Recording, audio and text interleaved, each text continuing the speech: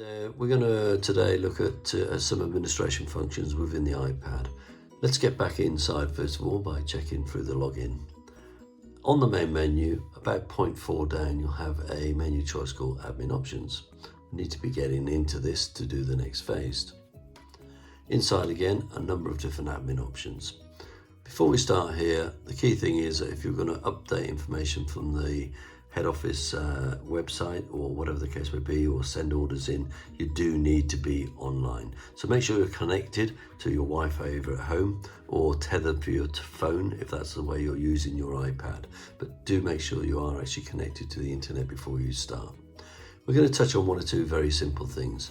This one in the middle is called Update from Web.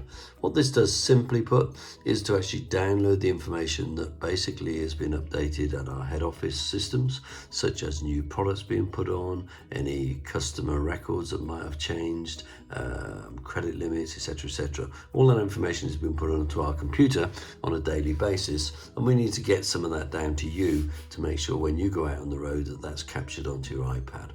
Simple enough to do. All we do is to select this button. You will see that the computer, or the iPad I should say, now enters a mode where it's searching through lots of information. It's downloading stuff like customers, like images, blah, blah, blah, blah, blah, blah. It will continue to do that until it's finished. It doesn't take long, and you can see I've just been talking for probably less than 10 to 12 seconds, and it's uploaded information from the web in that time. Once it's finished, press OK, and your iPad is now fully up to date with the information you need to go out and actually make a call and sell some product.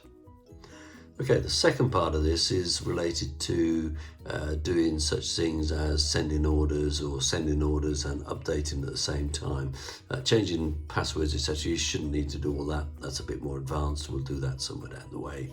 But basically, these two things end up doing two things. If I do send only, what it's doing is sending any information from my iPad up to the computer.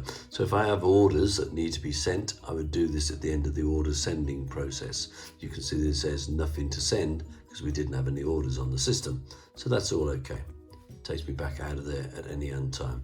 A quick update is similar to the web update. It's literally going through, it's updating all the information on my website, on my iPad, and therefore that will download in a very short period of time.